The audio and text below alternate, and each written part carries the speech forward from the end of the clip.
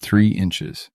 That's how far I could walk before I had to stop and wait for my legs to catch up with me. Not pain exactly, more like pressure, like the blood couldn't get through fast enough, like my legs were running on half the supply they needed. I'd stand on the sidewalk outside my house and wait, 60 seconds, sometimes 90. Then I'd walk 3 more inches and do it again. I'm 83 years old. I've managed elevated blood sugar for most of my adult life, and for years I ate the way I was told. I avoided fat, I avoided anything that sounded indulgent. I ate carefully and correctly, and my legs kept getting worse, heavier, slower. The color in my feet started to change. My doctor said it was circulation. He said it was the diabetes. He wasn't wrong. What nobody told me, and again I understand why, a doctor with 15 patients backed up in the waiting room doesn't have time to explain the mechanism, is that one specific food I had been avoiding for 30 years was the one food with the most direct line to what my legs actually needed. I had been told it was forbidden, bad for the heart, bad for blood sugar, a guilty pleasure at best, a slow poison at worst. I eat it every single day now, a small amount, deliberate, not as a treat, as a decision. And I want to tell you what it is, why it works, and why the reason most people avoid it is based on research that has since been substantially revised. But first I need to tell you what is actually happening inside legs that are losing their circulation. Because if you don't understand the mechanism, the food sounds like a gimmick. Once you understand the mechanism, it sounds like the obvious answer. Your legs are the farthest point from your heart. The blood that supplies them travels the longest distance through the smallest vessels against the most resistance. The inner lining of those vessels, the endothelium, is a single layer of cells that controls how easily blood can flow, how well vessels can expand when demand increases, and how much inflammatory pressure the vessel wall is absorbing at any given moment. When that lining is healthy, vessels dilate when they need to, blood moves freely, tissue gets what it needs. When blood sugar runs chronically elevated, the endothelium takes damage. Research has established the mechanism clearly. Glucose attaches to proteins in the vessel wall, forming compounds that stiffen the tissue, narrow the passage, and impair the vessel's ability to respond to demand. The legs feel it first because the vessels there are smallest and the distance is greatest. The heaviness, the pressure when you walk, the cold feet at night. That is not age. That is endothelial damage driven by years of glucose the vessel walls couldn't absorb fast enough. And here is what most people never hear. The endothelium can be supported. Not reversed overnight, not cured, but the conditions in the vessel wall can be improved. The inflammatory burden can be reduced, and the vessel's ability to dilate, its functional response, can be meaningfully supported through specific compounds that act directly on endothelial tissue. One of the richest sources of those compounds is the food I was told to avoid for 3 decades. If your feet burn at night, or go numb, or feel cold no matter how many socks you wear, please don't ignore it. I almost did. And I'm 80 years old. For years I told myself it was just age, the tingling, the heaviness in my legs climbing the stairs. But it wasn't age. It was my blood sugar quietly damaging the nerves and the circulation in my legs, and almost nobody warned me in time. If you let it keep going, those little signals turn into something you can't undo. I wasn't willing to lose my feet or my independence. So I started doing one thing every single day to help support healthy blood sugar and protect my legs. I'll show you exactly what in this video. And if you want the simple support I personally use, there's a free presentation linked in the description below. Dark chocolate. 70% cacao or higher. I know what just happened in your head. You thought, that's the trick. That's the clickbait. A doctor telling me chocolate is good for me. Stay with me for 60 more seconds because the mechanism is real and the research behind it is not from a candy company. The relevant compounds are called flavanols, specifically epicatechin and catechin, concentrated in the cacao bean. Research published in peer-reviewed nutrition journals has shown that these flavanols stimulate the production of nitric oxide in the endothelial lining of blood vessels. Nitric oxide is the molecule that tells vessel walls to relax and dilate. It is the same mechanism that certain cardiovascular medications target synthetically. The flavanols in high cacao dark chocolate trigger it through a nutritional pathway your body already knows how to use. A study examining endothelial function, measured by what researchers call flow-mediated dilation, the vessel's ability to expand in response to demand, found meaningful improvements in participants who consumed high flavanol cacao compared to a low flavanol control. Same food, different flavanol content, measurably different vessel response. The endothelium responded to the compound. The vessel opened more fully, the blood moved more freely. For someone whose legs have been running on restricted circulation for years, this is not a small finding. And there is a second mechanism working alongside the flavanols, one that connects directly to the blood sugar side of the problem. Dark chocolate at 70% cacao or higher contains a significant amount of magnesium, around 60 milligrams per ounce. That figure comes directly from nutritional data on cacao content. And magnesium is the mineral your insulin receptors depend on to function. Think of insulin as a key and the receptor on your cell wall as a lock. Magnesium is what keeps the lock responsive. When magnesium is depleted, and research has shown that a significant portion of people with type 2 diabetes are operating with low magnesium, the lock stiffens. Insulin shows up and the door barely opens. Glucose stays in the bloodstream longer. The vessels that were already under pressure absorb even more. Your doctor is probably not asking about your magnesium. It is not a standard panel item.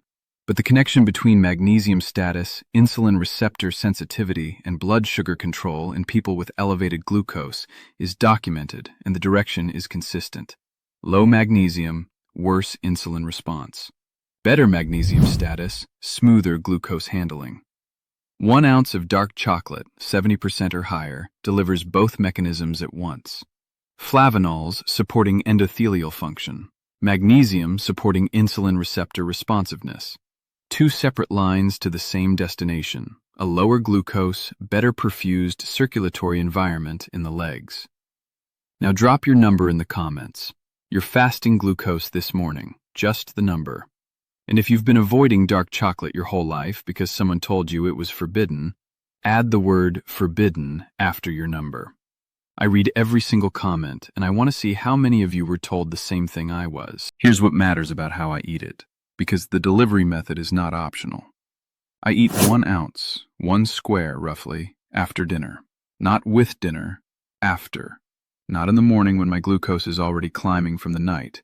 After the meal, when the flavanols can work alongside the food already in my system. Not milk chocolate, not 70% with added sugar that brings the cacao content down on paper while keeping the label. 70% or higher on the ingredient label, with cacao mass or cacao liquor listed first or second. That is the version with the flavanol concentration that the research was looking at. A bar that says, contains dark chocolate and is 60% cacao is not the same food. The flavanol content drops significantly as the percentage drops. I want to be precise about the amount because this is where people go wrong in both directions. 1 ounce.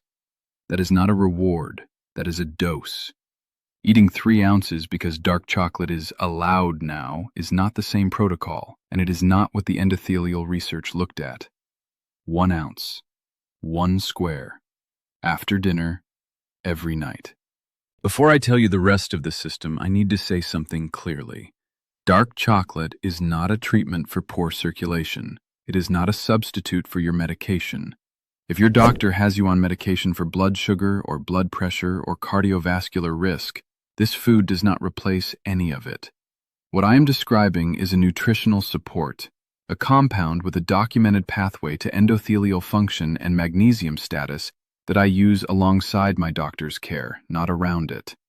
Talk to your doctor before making any significant dietary change, particularly if you are managing diabetes or any cardiovascular condition.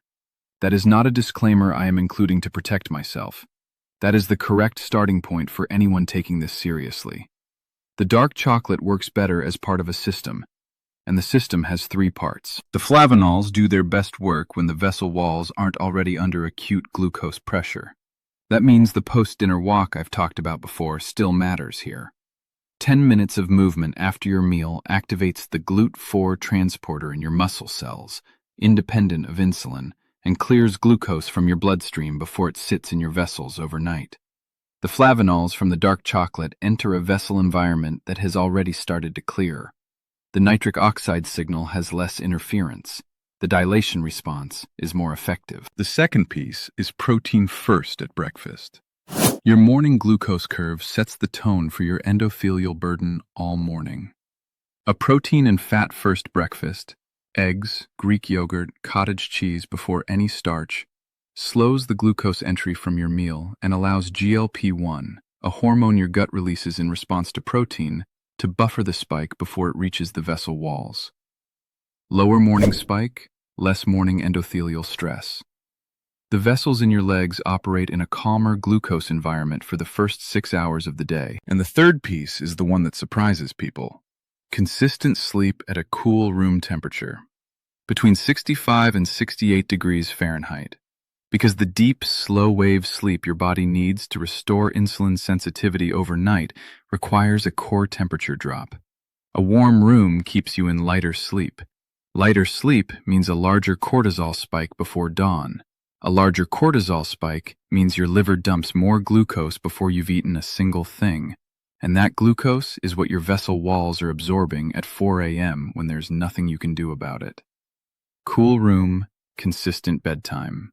That is not a comfort preference. That is a circulatory intervention. If you made it this far, you already understand more about your own legs than most people your age ever will. That matters. You know now that the burning, the numbness, the cold feet, they trace back to one thing: blood sugar slowly working against your nerves and circulation.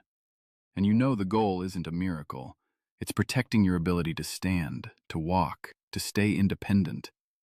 That's why, alongside everything I showed you today, I use a simple daily support to help keep my blood sugar in a healthy range, so my legs keep carrying me where I want to go. I put the free presentation in the description below. Go watch it. And as always, keep working with your doctor. This supports your routine. It doesn't replace it. A woman wrote to me not long ago. 79 years old, diabetic for 18 years, legs so heavy by afternoon she was sitting by 2 p.m. whether she wanted to or not. She told me she had been eating perfectly for years. No sugar, no fat, nothing forbidden. Her circulation kept declining. When she told me what a typical day looked like, oatmeal first thing, sitting after dinner, bedroom at 71 degrees, no dark chocolate in 15 years because someone told her it would spike her sugar, I could see exactly where the glucose was pooling. Not in the things she was eating, in the gaps.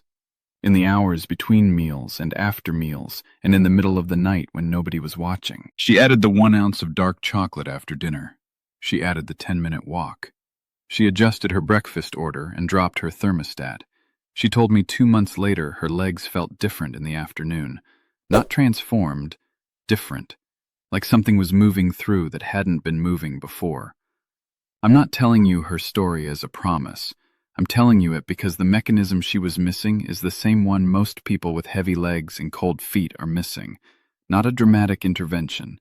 A consistent nutritional signal delivered at the right time as part of a system. Now think about the people around your age that you know. The ones who walk freely, who go where they want, who stand up from a chair without testing the floor first. And the ones who don't. The difference between those two groups was not decided at their last doctor's appointment. It was decided in the quiet hours, in what they ate after dinner, in whether their bedroom was too warm, in whether they avoided one specific food for 30 years because someone called it forbidden. You are not too far along this road to pay attention. The vessel wall responds to the right environment. The research says so. And the food I just described costs less than $2 for a week's supply at any grocery store. If you want to support your circulation and your blood sugar together, naturally alongside your doctor's care, not instead of it, the link below this video walks through the full overnight protocol. What happens to your blood sugar between midnight and 6 a.m., why your fasting number is often the most misleading reading of the day, and what a complete evening system looks like when it's built around your medication, not against it. Drop your fasting glucose number in the comments and tell me, were you told dark chocolate was forbidden? Because I was, for 30 years. And my legs are telling me now what 30 years of avoiding it actually cost.